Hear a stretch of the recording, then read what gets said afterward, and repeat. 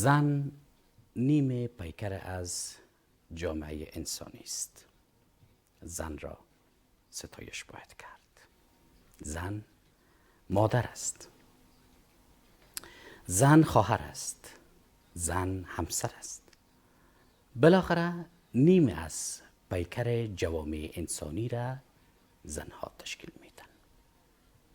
الله متعال بسیار زیبا در قرآن مقدس میفرماید که ما تمام انسانها را از یک زن و از یک مرد آفریدیم. یعنی در پیدایش نسل بشر و ادامه نسل بشر حقوق زن و حقوق مرد و در وجیبه‌ای که انسانها تولید نسل کردن هر دو مساوی و برابر هستند.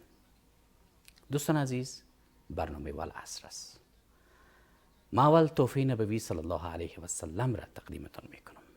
میگم که السلام علیکم و رحمت الله تعالی و برکات. بیننده های محترم عزیز، همونطور که پیشتر یاد کردم، برنامه والعصر و برنامه امروز والعصر پیرامون حقوق زن در اسلام و وجایب زنها در جوامع اسلامی چی هست موضوع را انتخاب کردیم. انشاءالله سرش بحث میکنیم.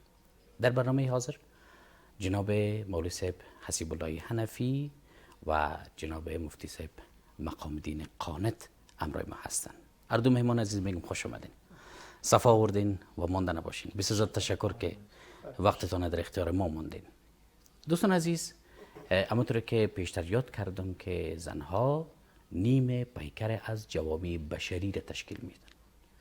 ببینیم که اسلام عزیز برای زنها کدام حقوق را داده. میخوایم که اولین سوال را از جناب مفتی صاحب. مفتی صاحب بزرگوار، بفرمایید بگوین که حقوق زنها در اسلام کدام ها هستند؟ پیش از اینکه آفتاب عالم تاب اسلام طلوع بکنه زنها دارای کدام حقوق بودن؟ بعد از اینکه اسلام آمد کدام صاحب کدام حقوق شدن؟ آیا در جوامع فعلی ما حقوق زنها برشان اعاده شده نشده؟ بفرمایید. اعوذ بالله من الشیطان الرجیم. بسم الله الرحمن الرحیم. وعاشرهن بالمعروف وقال النبي صلى الله عليه وسلم استوصوا بالنساء خيرا او كما قال رسول الله صلی الله علیه وسلم. اولا سلام تحفه منجی عالم بشریت را برای شما عرفان صاحب و برای همکارایتان و به وسیله شما برای ملت مظلوم تقدیم میکنم. علیه السلام و رحمت الله. آمدیم راجع به سوال شما که یک مقایسه کلی پیرامون حقوق زنان قبل از اسلام و در داخل اسلام و چی وجایبی در اسلام داره و اینا را بحث میکنیم. قبل از اسلام برای زنان کلی حرفی که اسلام داره و برای ما از تاریخ ها معلوم شده که برای زنان هیچ حقی داده نمیشده. یکی از تلف شدن حقوق زنان قبل از اسلام که زنها را حق نمیدادن، اونها زنها را من حیث یک متاع، من حیث یک سامان در بازار لیلام میکردن، فروش میرساندن. و دیگر نبودن حقوق قبل از اسلام ای بود وقتی زمانی که زنان و مهوار می داشتن، در حالت مهوار با ایشان صحبت هم نمی کردن. بله. حتی از دست زنان نان هم کسی نمی خورد. حتی رای زنان را گرفته هم نمی شد. بله. قبل از اسلام زنان از میراث محروم بودن، میراث برشان داده نمی شد. اما حقی که برشان بود اونها هم با وسیله های مختلف، با توطئه های مختلف، با فریب های مختلف از پیششان قید میکردن، میگرفتن. زمانی که اسلام شریف حلول میکنه، رسول الله صلی الله علیه و سلم در مکه مکرمه اعلان بعثتش میکنه در کوه صفا و بعد از آن اولین حقی که رسول الله علیه السلام برای انسانها بیان کردن، وسیله شدن به زبان مبارکشان او حقوق زنان بوده. زنها در جامعه من حیث یک زن یاد شد، من حیث یک مادر یاد شد، من حیث یک خواهر یاد شد. حتی در اسلام رسول الله علیه السلام چون که صاحب شریعت هستند، رسول مبارک علیه السلام گفتند که کسی که حق زنان را من حیث مادر ادا میکنه گویا که دروازه جنت خود را محکم و مضبوط ساخته است.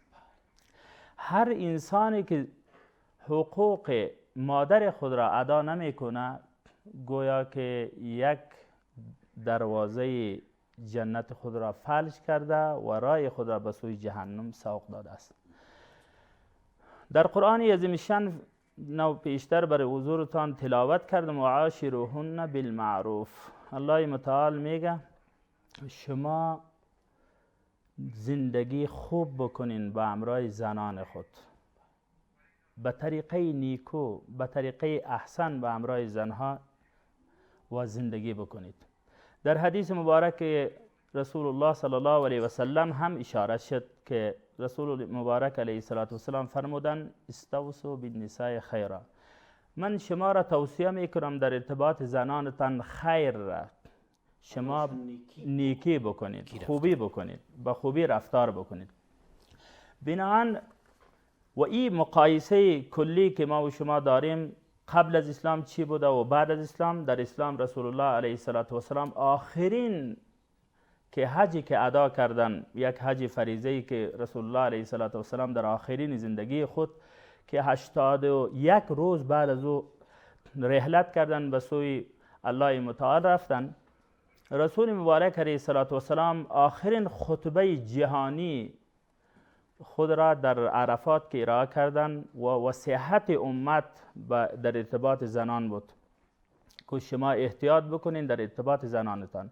حتی در احادیث رسول الله علیه السلام اشاره شده بهترین با شخصیت ترین مرد همان مردی هست که با زنان خود و با اهل عیال خود، علل خصوص در اهل عیال زن قرار داره، با زن خود باید مراوده خوب داشته باشه، اخلاق خوب داشته باشه.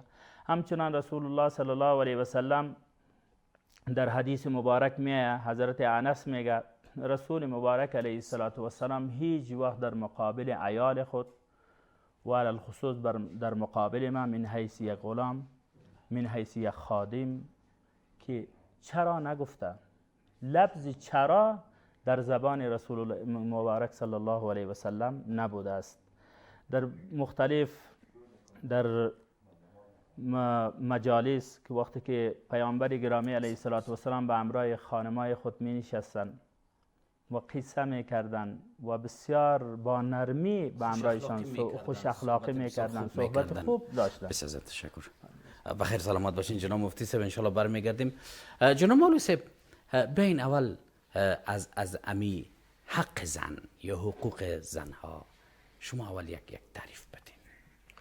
نحمده و نصلی علی رسوله الکریم، اما بعد فاعوذ بالله من الشیطان الرجیم، بسم الله الرحمن الرحیم. ولومړي سر کې تاسو ته عرفان صاحب، قدرمن مفتی صاحب ته زموږ د ملي تلویزیون ټولو قدرمنو اوریدونکو لیدونکو ته سلامونه او نیکې هیلې. وعلیکم السلام ورحمت الله. مونږ په اسلام کې درې نوع حقوق لرو. یو حقوق چې دغه حقوق تفضلی دي، یو حقوق د مساوات دي، د برابري، او بل حقوق مختلفه دي. حقوق کم حقوق د برابري د تساوي کم حقوق دي، هغه دا دي چې هغې کې مرد او زن یعنی سړی او ښځه دا یو برابر دي په هغې حقونو کې، چې هغه د انسانیت حق دی، دې ته چې الله پاک ورکړی دی، ژوند کولو حق او کرامت انساني دی چې الله پاک څنګه سړي ته ورکړی دی، او مغسې کرامت انساني ښځې ته ورکړلی شوی دی، لکه څنګه چې آدم علیه السلام الله رب العزت پیدا کړی و، همدارنګې حضرت حوا رضی الله تعالی عنها هم پیدا کړی و. نو دغه حقوق د مساوات دي چې هر ښځې ته او هر سړي ته د ژوند تیرولو هغه حق په دنیا کې او د هغې چې کوم کرامت دی، عزت دی، شرف دی، هغه الله پاک ورکړی، په دې کې دواړه برابر دي. دویم نوم حقوق چې موږ لرو هغه حقوق د مختلف دي. حقوق مختلفه هغه دا دي چې د نسبت د وظایف او وجایبو ته په کتلو سره بیا حقوق سره فرق کوي. لکه د سړي حق او په مقابل کې د میرمنې حق. نو په بعضې حیثیتونو کې د سړي حق د ښځې د حق نه ځکه زیات دی چې هغلته وظایف دته ډېر ورکړلی شوي دي، سرپرستي ډېره په غاړه ده. زمونږ او ستاسو د اسلام مبارک دین کې چې دی دغه وجایب زیات د سړي په اوږو باندې اچول سوي دي، کم یې په ښځو باندې اچول سوي دي. نو هغه بعضې حقوق بیا سره مختلف دي. حقوق تفضلي هغه دا دي چې په بعضې حقوقو کې ښځه حتی ډېر حق لري له سړي نه، لکه د مور په حیث باندې. کله چې د پلار او د مور مقایسه په حقوقو کې راځي نو د مور حق له پلار له حق نه ډېر پورته دی. او دا د حدیث رسول الله صلی الله علیه وسلم نه معلومیږي. کله چې پیغمبر صلی الله علیه وسلم نه پوښتنه وشوله چې یا رسول الله زه چا سره احسان وکم، نبی علیه الصلاة والسلام هغه ته فرمایي امکه، هغه اولین حقدار ستا د احسان او د نیکي کولو هغه ستا مور ده.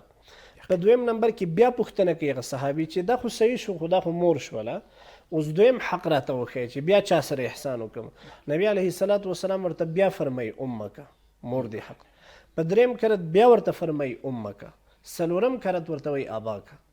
نو دلته معلومیږي چې د مور حق بیا د پلار د حق نه زیات دی. دغه حقوق تفضلي چې ما ویلې چې په بعضې حیثیتونو سره حتی د ښځې، خو مور ښځه ده، د ښځې هغه حق هغه ډېر شو په سړیو باندې.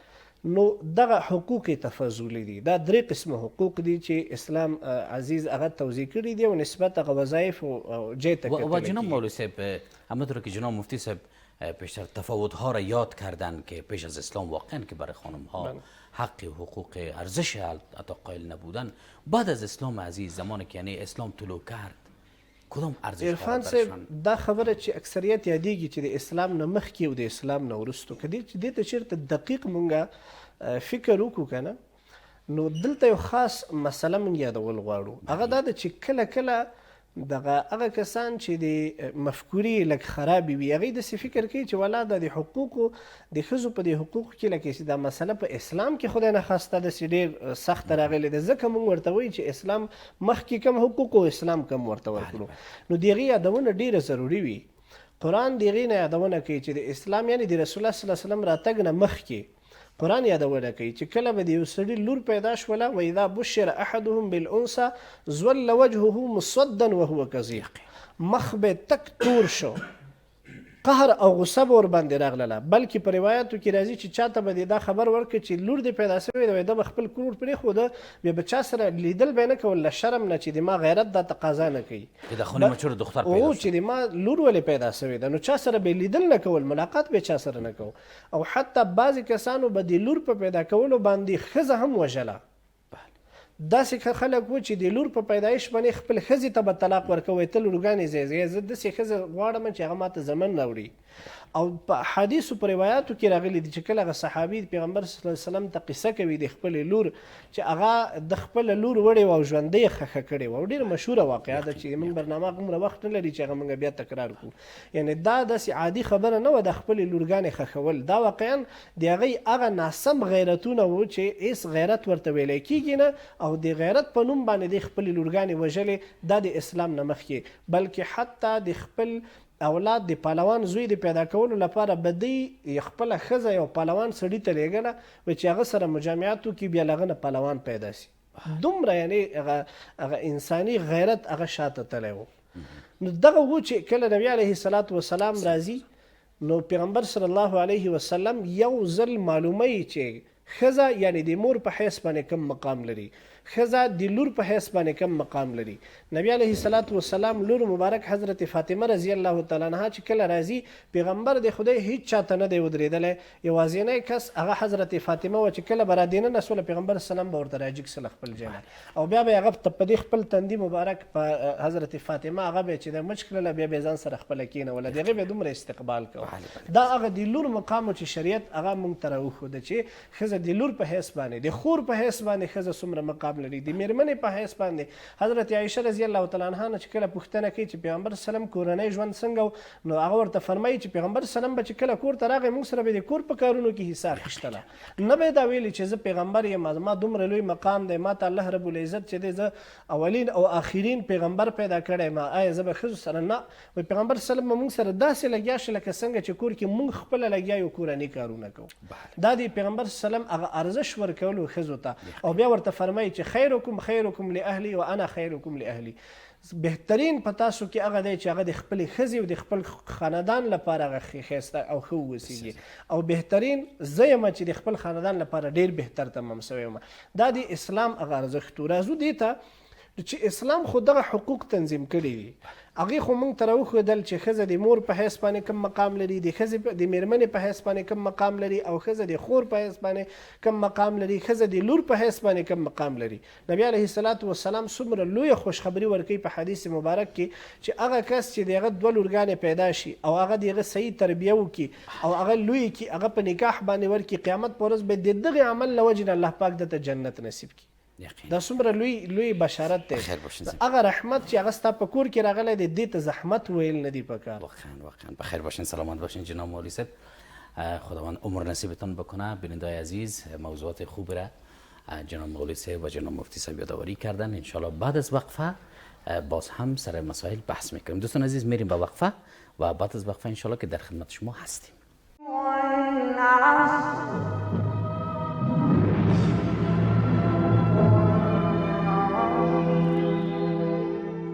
بیننده های عزیز تلویزیون ملی افغانستان، دوستداران خوب برنامه والعصر، باز هم السلام علیکم و رحمت الله.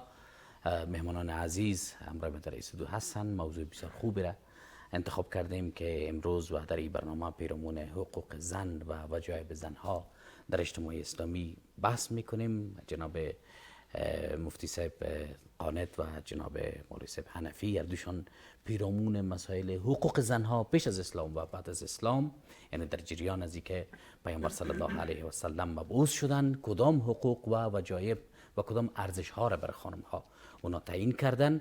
میریم سر یک موضوع دیگه و میخوایم که این بار آغاز بکنم از جناب حنفی صاحب.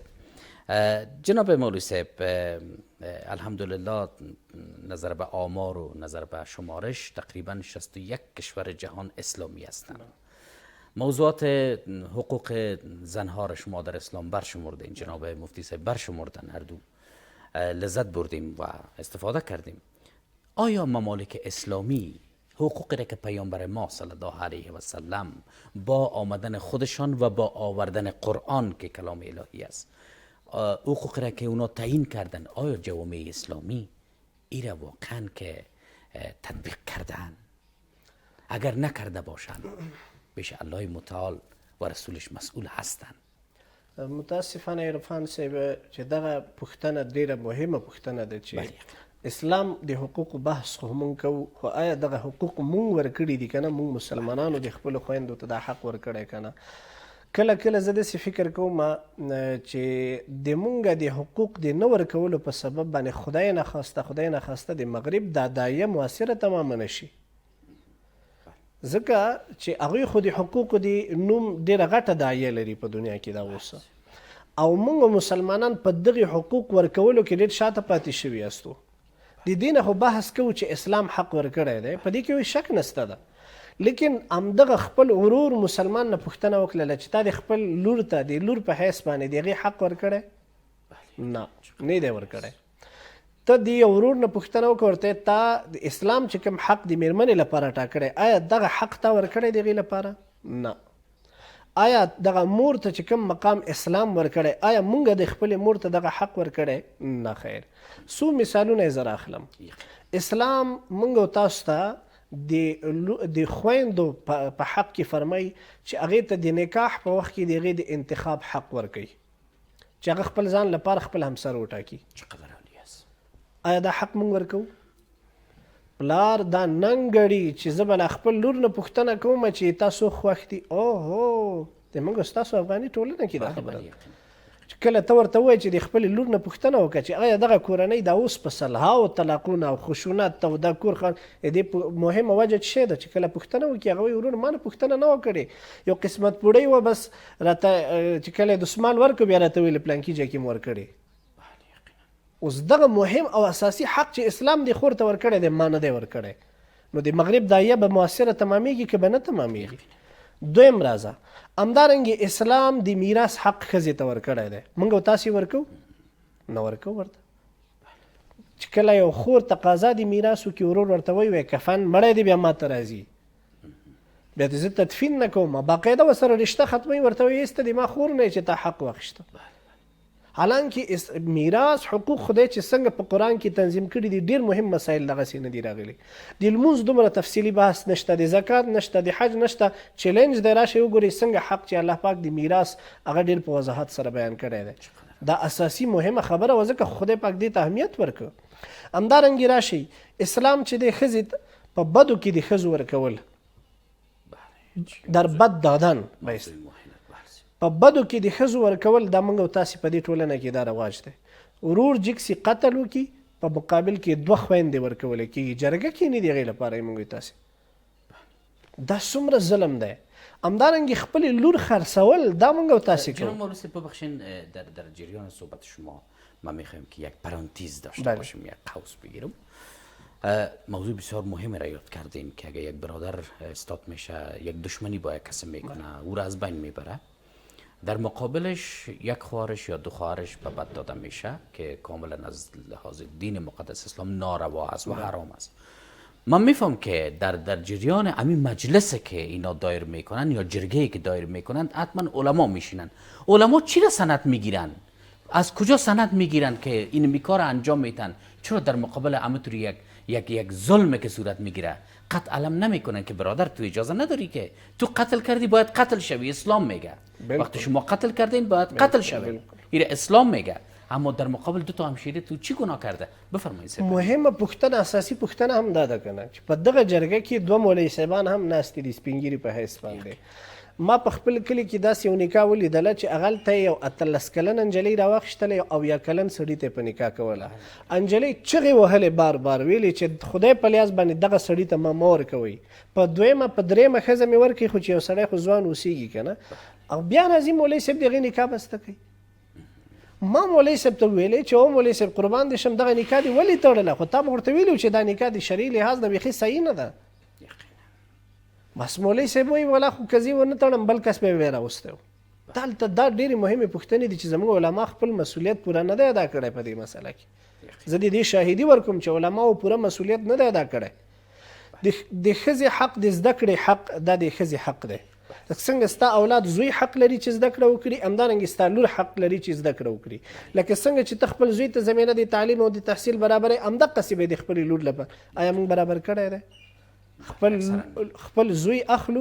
اکثریت خلک موږ بحث بالکل موږ مهم بحث هم دغه دی چې خلکو ته هغه اکثریت خلک یادو. خپل زوی اخلي په بهترین کورس کې شاملوي چې هغلته ښه زده کړه وکړي، خپله لور هغې ته دا زمینه نه برابرېږي.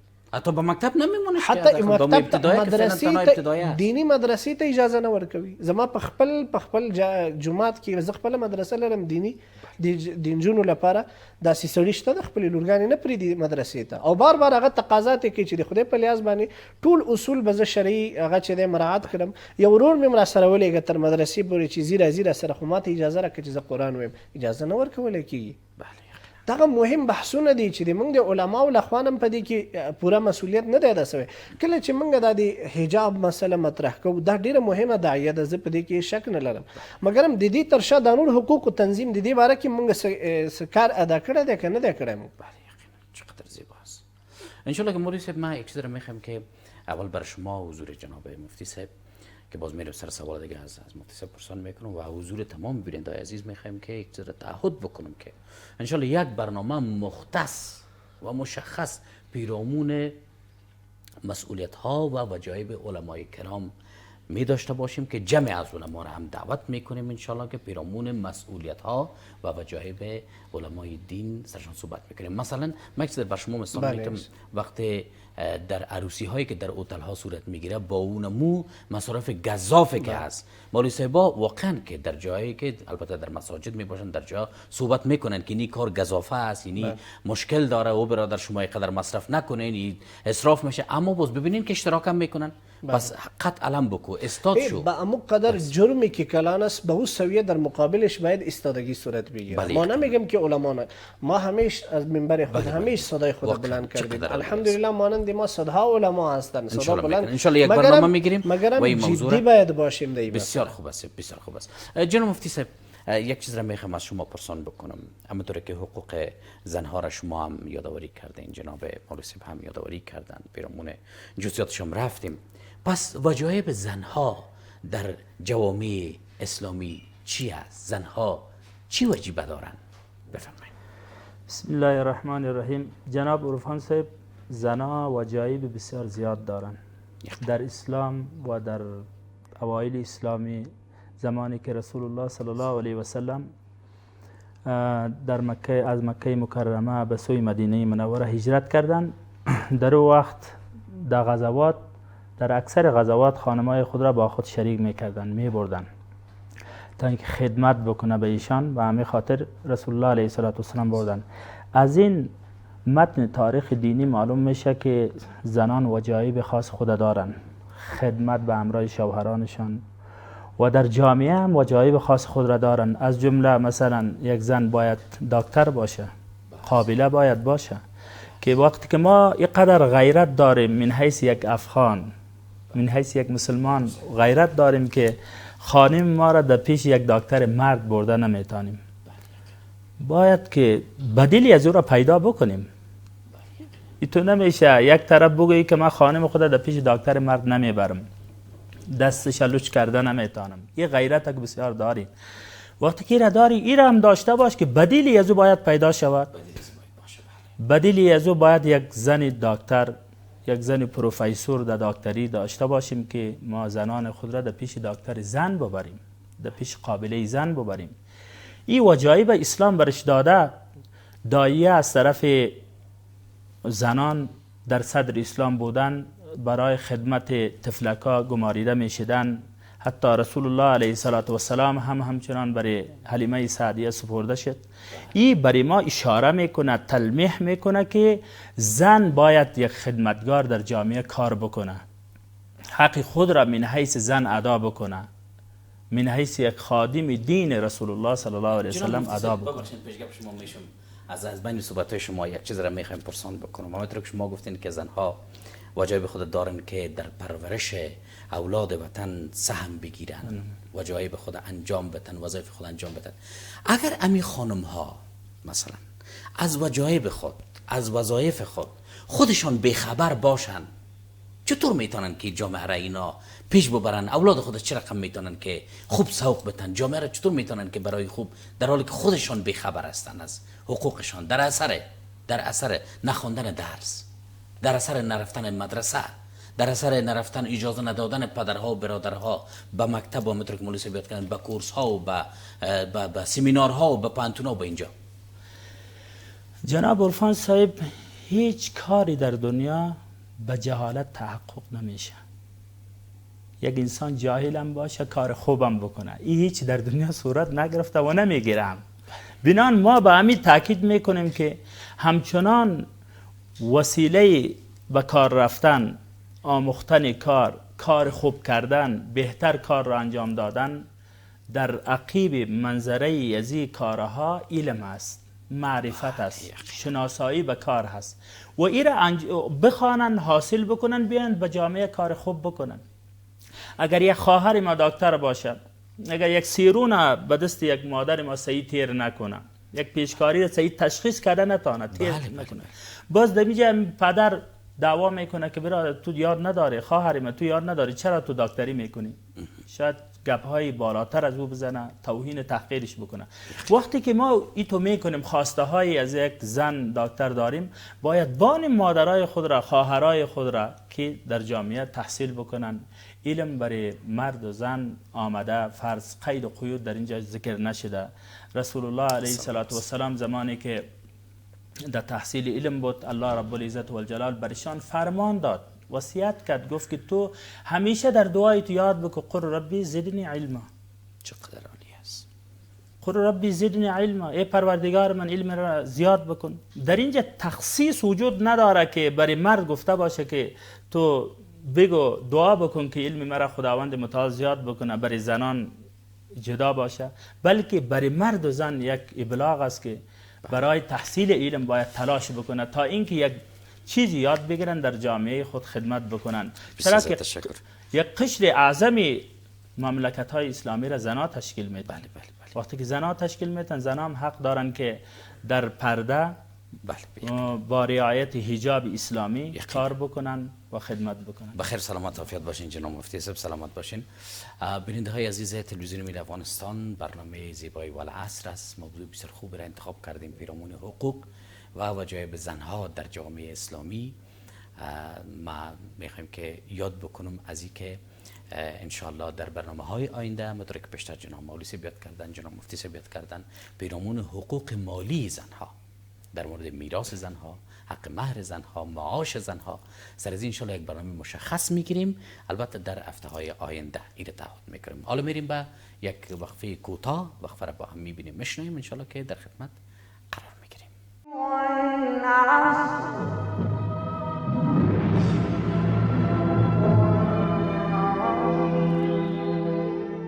بیننده های تلویزیون ملی افغانستان، دوستداران خوب برنامه والعصر، السلام علیکم و رحمت الله تعالی و برکاته.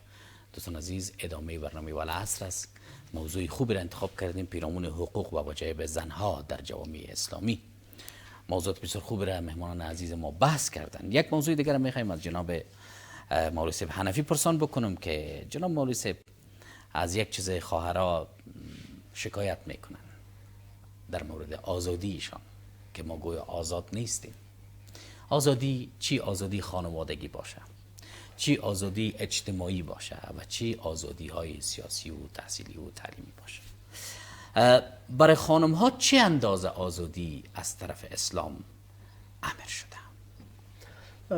عرفان صاحب دم ډیره مهمه پوښتنه ده چې اکثریت د ازادۍ بحث کیږي، خو دغه دایه چې ده د ازادۍ دی تعریف یو د اسلام له نظره دی، یو د غرب او د کفارو نظریه ده. د ازادۍ د تعبیر مختلف دی.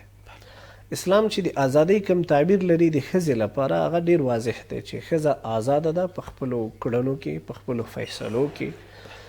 ښځه آزاده ده د من حیث یو انسان، هغه کولی شي خپل ژوند په خپلې خوښې باندې تیر کړي، اما هغه حقوق، هغه مسئولیتونه چې د اسلام لخوا هغې ته راجع دي، هغې ته باید پام په نظر کې ونیسي.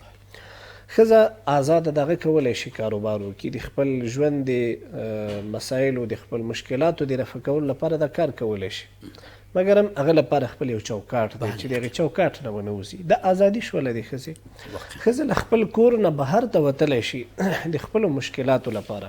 ښځه مریضه ده، ډاکټر ته ځي، بالکل تللی شي، دا ازادي ورته حاصله ده. نو دا خو ښځه خو څه چارپی نه دی چې کور کې دې تړلی دی، که هغه مریض دی که رقم دی، بس هغه دې پرته وي. داسې نه ده. اسلام دې ته اجازه ورکړې ده چې د خپلو آزادانه برش حق داده که برای دکتر بره، بله، حوایجو لپاره، بلکې هغه خور چې هغه په کور کې سړی نه وي او دې ته د خپل دکان نه د یو شي راوړلو ضرورت دی، دا به ځي له دکان نه به راوړي خپل ځان لپاره. ښځه په خپل کور، په خپل حیا، په خپل ایجاب کې کولی شي ګلدوزي وکړي، هغلته خیاطي وکړي. ښځه په خپل کور کې خپل ځان ته دکان جوړ کړي، کولی شي هغلته خپل کور کې دیقاني وکړي، هغه د هغې لپاره چوکاټ خپل باغچه کې، په خپل باغ کې، په خپل ځای کې هغه کولی شي. نبي علیه الصلاة والسلام ګوره سفر، هیڅ یو سفر پیغمبر د خدای بغیر د ښځې نه دی کړی. دا مطالعه کوي تاریخ. یو سفر د معراج دی چې پیغمبر سلم یوازې تللی دی، یو سفر د هجرت و چې هغه د مشکلاتو نه ډک و، نو په هغې کې نبي علیه السلام یوازې راغلی. نور هر سفر کې به چې پیغمبر د خدای ته خپل ښځه به یې ځان سره بوتلله. نو دا اهمیت د ښځې بیانوي که نه، چې دا ډېر مهم ده. داسې ازادۍ تعبیر چې اسلام ورکوي، دا دغه ازادي ده چې خپله ښځه ته دا ازادي میلاو ده چې هغه خپل د ژوند د حق فیصله وکړي باقاعده. هغه د اسلام ورته د حق ورکړی دی. یو تعبیر د ازادۍ نه چې کوم غرب کوي هغه دا چې بې مهاره ازادي ده. بې مهاره ازادي د دنیا په یو قانون کې اجازه نسی ورکولی، او هغې ته هغه ازادي ویل کېږي چې هغې ته بیا شاید موږ نوم د فحشا ورکو. یعنې چې ښځه ځي هغه سیګرټ وهي، ښځه شراب کوي، ښځه فحشا کوي، هغې ته خو ازادي نشي ویلی کېږي، خو ازادي نه ده که نه، خو فحاشي شول. هغه یو هغه ازادي ده بله چې موږ او تاسې دا بعضې کسان د هغې داسې تصور کوي چې ښځې ته اجازه ورکړه چې هغه دې ځي په رستورانټونو کې د کار کوي. نو دا اوس ازادي نه ده. هغوی غواړي چې داسې ازادي ښځې ولري چې هغه د ځي رستورانټ کې د خلکو ته میزونه پاکوي. موږ خو وایو چې او د خدای بندګانو، خدای پاک دا ښځې ته خپل یو احترام ورکړی دی نسبت د هغې جوړښت ته، که نه د هغې ذمهواري د ما په غاړه ایښې ده، که د ما مور ده په زوی باندې ذمهواري ده چې هغه به د هغې لپاره نان نفقه پیدا کوي. ښځه د دې لپاره نه ده چې هغه د خلکو میزونه په هغې باندې زه صفا کړم. که هغه د ما خور ده، د هغې وظیفه په ورور باندې ده چې هغه به خپل ورور به جګېږي د خپل خور لپاره به چې دی زحمت باسي، پیسې به ګټي او د هغې مشکلاتو ته به رسیدګي کوي. که د ما میرمن ده، زه خاوند یم، نو د خاوند په حیث باندې د ما وجیبه ده چې د خپل ښځې لپاره زحمت تیر کړم. نو دا خو هېڅ ازادي نه شوله. زه خو حیران پاتې یم دې ازادي ته چې دا کومه نجلۍ وایي چې زه د لاړه سم ایر هوسټ دې شم، زه دې په پلانکي ځای کې. نو دا خو هلته او خدای شاهد د عرفان صاحب چې هغه نجلۍ بیچارهګانو نه تاسو پوښتنه وکړئ چې هغه ځي روزمره سهار نه واخله تر ماښامه پورې هغه زحمت باسي. هغوی وایي مزې خو دغو ښځو وکړلې چې دا په کورو کې ناستې دي او تیاره ورته راځي. هغوی خو بیچارهګان په خپل ژوند باندې تنګ راغلي دي. هغه ازادي نه ده، هغه ازادی نه ده، هغه خو زحمت دی د ښځې د خیر. واقعا آزادی را که اسلام برای خانم ها در داخل یک چوکات برشان هغه ازادی ده. اصل ازادی هغه ده چې چوکاټ اوس ښځه کولی شي د معلم په حیث باندې په خپل حجاب کې لاړ شي، ماشومانو ته درس ورکړي. ښځه د ډاکټري په شکل کې په حجاب کې لاړه شي، هغه خپله معاینه خانه کې کیني او د ښځو خدمت وکړي د هغه په حیث باندې. ښځه حتی تجارت کې برخه اخیستلی شي، خو هغې سره باید محرم واوسېږي تر څو د حیا او د ناموس حفاظت هم وکړي. نو دا هغه ټولې ازادي دي چې اسلام ښځې ته ورکړي دي، مګر متاسفانه یو غلط تعبیر ټولنې ته پیش کېږي داسې چې والا د ښځو ازادي سلب کېږي په اسلامي قوانین. زه وایم 100% که چېرته په ټولنه کې اسلامي قوانین تطبیق شي، دغه غرب به مجبوره شي دې ته چې د موږ قوانین به دې غلا کړي او بیا به یې له موږ نه کاپي کوي لګیا وي. خو متاسفانه چې موږ خپل اسلامي قوانین خپله نه دي عملي کړي. بعضې امورو کې دومره سخت تللي وي چې هلته واقعا هغه اصل د شریعت چې منهج د اعتدال بینروي هغه له موږ نه لارې خطا شوې ده.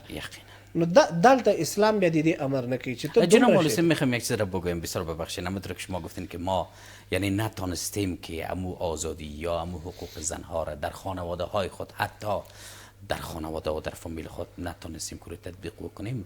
راه بیرون رفت چیست؟ آیا بریم واقعا زانو بزنیم در پیشروی علمای واقعی دین که برای ما یاد بتن، از سیرت صحابه کرام مطالعه بکنیم، یا بریم سیرت پیامبر صلی الله علیه و آله مطالعه بکنیم؟ چی کنیم؟ راه بیرون رفت خیلی چی است؟ بهترین پرسش مامی است که راه بیرون رفت چی است. ما در شریعت مطهره بهترین درس‌های را داریم برای خود. که چیرته موږ د پیغمبر صلی الله علیه و سیرت او ژوند وګورو، موږ ته ډیر ښه لارښود کړی دی. لکه د پیغمبر صلی الله علیه و کورنۍ ژوند، دا باید علما د منبر له لارې نه، میډیا د دغې رسنیو له لارې نه خلکو ته بیان کړي. لکه الحمدلله چې تاسو په دې باندې یو مهمه برنامه نیولې ده. زه خپل هغه ورور ته وایم چې ورور جانه که ته سحر تلی وي او تا په دوکاندارۍ کې ماښامه پورې زحمت ویستلی دی، نو ته دې د خپل زحمت په خپلې ښځې باندې مه خرڅوه چې ماستان راشي او تا په تندي باندې دلته 14 لیکلي، او چې کله ښځه تا سره خبرې کوي په نرمۍ باندې، ته هغې ته وایي چې اخواسه ما خو کار کړی دی. مخکې ښځې ستا په کور کې ستا ماشومان په ډېر زحمت باندې ساتلي دي. ته یو ورځ د خپلو ماشومانو تربیې ته کور ته کښېنه، بیا به تا ته اندازه ولګي چې دا څومره سخت کار. بسیار عالی فرمودین. جناب مولوی صاحب اجازه بدین که گرچه گپتون قطع کرده باشم باز شما او را ادامه بدین. ما می‌خوایم که موضوع را از جناب مفتی صاحب یک پرسان بکنم. برادرای ما، لالای ما، برادرای خرد ما، پدرای بزرگوار ما، زمانی که همونطور که شما یاد کردین از سر صبح تا بیگاره سر کار هستن، دکان دارن، ماموریت دارن، دریوری دارن، هر کاری که دارن به خاطر نفقه رفتن کار بکنن و بیگاه که بیان در پیشونیشون گفته شما کشپارس نوشته شده باشه، آیا این زن، این خانم، این دخترش، این خواهرش، این مادرش و خانمش، آیا اینا مسئول هستن که این قدر زحمت کشیده چی روابط بکنن که خانم ها از آمدنشون خسته نشن؟ یک بار اولاد رو بگن گوشه شوین بچیم که پدرتان آمد. بفرمایید. بسم الله الرحمن الرحیم. جناب عرفان صاحب، بسیار یک سوال بسیار مهم و از یک سوال بسیار عجیب و بسیار نادر هست سوال. و هیچ مرد وقتی که در بیرون خانه میره کار میکنه ایره ممنون احسان بر بالای زنا نکنه. یقینا چقدر جواب و ای تو نگویه که من کار کردم مال مرد خانه هستم، شیر خانه هستم، شما دیگه یک طرفتان پای مرا بگیرین، یک طرفتان دست مرا بگیرین، یک طرفتان راه را تخلیه کنین، خدا گوشه کنین، خدا گوشه کنین. هیچ مرد ای را حق نداره. مرد را خداوند متعال به همی کار آفریده. میگه رسول الله علیه السلام گفتن که الله متعال همون مرد را میپسنده و خوش میکنه که او کار بکنه. برای مردا برای کار آفریده شده. باز بر مقابل برعکس از این کارشان را، این قوتشان را، این انرژیشان را سبب ممنون و احسان بر بالای زنان نکنن، زنانشان را تهدید بکنه که حالی برای ما دیگه خلاص دیگه ما سرکار دنیا شدم. در اسلام شریف برای زن هم حقوق هست، آزادی است، و برای مرد هم حقوق آزادی است. اسلام برای زنها حق داده در بیرون بروند کار بکنن، با ایجاب اسلامی، با مراعات ادب اسلامی را مراعات کرده کار بکنن. در اسلام شریف برای زنها حق داده. زمانی که ما همین آیه مبارکه را تفسیرش می‌دیدیم، وقرن فی بیوتکن، در اینجا قرآن کریم میگه ای زنان شما در خانه‌های خود بانین و در خانه‌های خود بنشینین. از این نشستن باید انسان برداشت نکنه که زن مبهوس است و زن مقهور است و زن در بند خانه است و در می خانه در کنج خانه باشه، بلکه در وقت ضرورت اسلام برشان اجازه داده. مانند مثال ما و شما عمده داریم مادر ام المؤمنین حضرت خدیجه الکبری که وقت زمانی که رسول الله علیه السلام که با همراهشان ازدواج میکنه، دوش نبی کریم علیه السلام بودن. حتی خداوند متعال میگه ای پیغمبر صلی الله علیه و سلم، ما تو را از مال خدیجه الکبری غنی ساختم، سربلند گردانیدم. بنان یک زن چه کنید چقدر توانایی داره که یک مرد را در آغوش میگیره، او را بلند میکنه، در سایه سیاست، اقتصاد، رهبری میکنه. خداوند متعال میگه و وجدک ضالا فهدی و وجدک عائلا فاغنى فاما الیتیم فلا تقهر. این همه بیاناتی که در این سوره مبارکه شده، رسول الله علیه السلام ممنون احسان همون زوجه مطهره مبارکه ایش است. اکثر اولادایش هم از ایشان بوده و اکثر خدمتی که رسول الله علیه السلام کردن امی خانمش بوده به نام خدیجه الکبری. همیشه خدمت میکردن. رسول الله علیه السلام چنان ممنون احسان این زنی خود بود که حتی در زندگی زو به همراه کسی ازدواج هم نکردن. این مهمترین اهداف یک زن را نشان میده که یک زن در خانه چنان یک ارزش بسیار بالا هست. ارزش بالا هست که این برای ما یک اشاره بسیار مهم میکنه که چرا رسول الله علیه السلام در روایت می 9 زن، در روایت می 11 زن داشتن در زندگی یک خانمش، و برای خود اجازه ندادن که خانم دیگر را انتخاب بکنن، چون که اسلام برای ازی یک قسم اجازه را برشان نداد، به خاطری که در اونجا از مال، از سیاست و از اقتصاد حضرت خدیجه الکبری رسول الله علیه السلام بسیار بلند شد در جامعه عرب استفاده کردن. و همین خاطر و باید برادرای ما توصیه مامیست، اولا پدر خود را توصیه میکنم، پدرای خود را توصیه میکنم، دوم برادرای خود را توصیه میکنم، سیون مردمان عام را توصیه میکنم و هیچ کار خود را، هیچ حرکت خود را، هیچ حرف قول خود را ممنون احسان زنان خود ندانند که بر بالای زنان ممنون بکنن، احسان بپردازن، بگوین که حال مرا همه کار در دوش ما هست، بلکه این کارا نکنید. زنده باشین جناب مفتی صاحب. باز انشالله کوتاه گپ جناب مولوی صاحب هم میشنیم. من یک چیز را میخوام یادآوری بکنم که رسول مقبول صلی الله علیه و سلم یک بار وقتی که در خانه داخل شد که کدام خانمشان حضرت عایشه بوده یا هر مادر ما که بودن خمیر میگرفتن یا خمیر میکردن. رسول مقبول صلی الله علیه و سلم آمد و گفت اجازه بده من هم امرایت خمیر کنم، یا از پیشون خواهش شد که بیان یک خمیر خو بکو امیر کتم یا امی خمیر که میکنن خانم ها. وقتی رسول مقبول صلی الله علیه و سلم به همکاری شروع کردن، امی خمیر در میای دست مبارکشان البته چسبیده بود، چون دست مبارکشان پرموی بوده چه رقم. باز برش نشان داد که سعی مرا به جنجال انداختی، حالا میره از تارای موی دست خود جدا میکنم. یک مذاق شوخی هم راشن کردن. این نشانگر از بینندای عزیز که رسول مقبول صلی الله علیه و سلم در خانه و در بیرون، خصوصا در خانه، با همسرای مبارکشان مادرای مؤمنا همکار بودن. لباس مبارک خودشان وصله می زدن، کفش خودشان وصله می زدن. گویا که حالا مردا اگر بوت خود رنگ کنن برشان آر معلوم نشه، بوت خود رنگ بکنن، چپلی خود رنگ بکنن، اگر اجازه داشته باشن لباس خود بشوین، همکاری بکنن، همراه خانم‌های خود کار بکنن. یک توصیه خرد دیگه هم از این برادر کوچکتان بشنوین. در خانه که رفتین آشپزی بکنین. آشپزی که میکنین هم که خانمتان همکار میشین، دست از اونا سبک میشه، هم فن یاد میگیرین. فن آشپزی بهترین یک فن سوری یاد بگیرین. یک روزی که بخیر مسافر شدین، برای تعلیم رفتین، برای تحصیل رفتین، برای سفر حج مبارک رفتین، دستتان نسبت به دیگه هم سفرهایتان بلند می باشه و شما را دوست می داشته باشن. جناب مولوی صاحب شما صحبت خرد دارین رو میشنویم، باز خداحافظی میکنیم. لکه څرنګه چې مخکې ما یادواري وکړله چې خپل ورونو ته توصیه کوم. زمونږ ډېر بعضې ورونه داسې دي چې هغوی د ورځې کار کوي، ماښام ته راشي بس فیسبوک یې لاس کې نیولی او د شپې تر ناوخته پورې د کور له خوا نه، د لورګانو له خوا نه، د مېرمنې له خوا نه ورباندې غږ کېږي پلانکی کار څنګه شو، پلانکی کار څنګه شو، دی هېڅ هغوی ته توجه نه کوي. نو داسې ډېرو خویندو موږ ته شکایت کړی دی چې ماښام ناوخت له تر ماخوستنه پورې موږ دې ته انتظار یو چې کور ته دی راشي او خپل سړي سره خبرې وکړو، د خپل کور مشکلات ورسره شریک کړو. ماخوستن دی راشي او دی یو دم په فیسبوک کې ونښلي تر هغې چې بیا ویده سوی او سهار وختي بېرته له کور نه وځي. دا ژوند دی زموږ تېرېږي.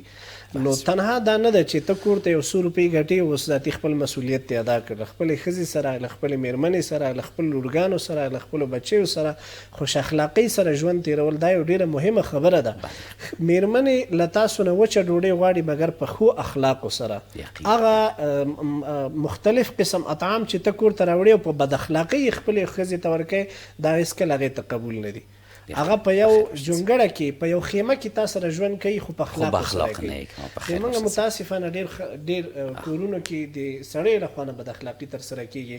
نو کوشش وکړو که غواړو چې خپل کورنی ژوند، خپل فامیلي ژوند ښایسته کړو، د پیغمبر صلی الله علیه و سلم سیرت بهترین مشعل راه ده موږ لپاره. بخیر سلامت عافیت باشین جناب مفتی صاحب قانت و تشکر میکنم از جناب مولوی صاحب حنفی و سپاسگزار هستم از بیننده های عزیز تلویزیون ملی افغانستان که تا هنوز با ما هستن. انشالله که از داشته های برنامه امروز ما استفاده کرده باشین دوستان عزیز. تا بحث دیگه و هفته آینده خداوند یار و یاور همه ما و شما باد. بسلامت باشین.